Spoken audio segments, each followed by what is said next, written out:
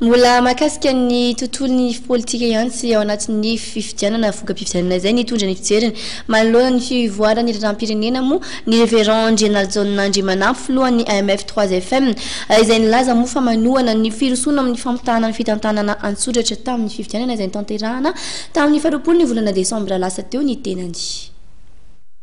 Manohana ny tokony anatontosana ny fampitahana ny fitanana-tsoratra ny révérend General John Nandriamanafy filohan'ny AMF 3FM araka nambarany dia lala tokana ahafahana mahita ny tena marina sy ahafantarana ny tena safidim-bahoaka ny fanaovana ny fampitahana ny fitanana-tsoratra. Sy fotoana nisy fiverenany 2002 izao ihany na tonga ny 2002 tsy maintsy ny afara tany Mantasoa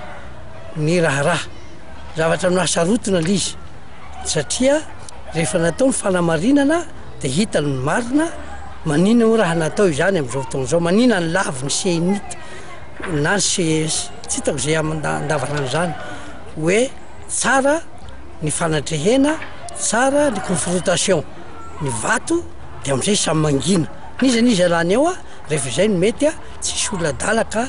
hanao zavatra mifanohitra amin'ny sitrapo ny tompona andraikitra izay manao ny asany ampahamarinana. General John Nandriamanafy izay manamafy ny antso amin'ny fampihavanana.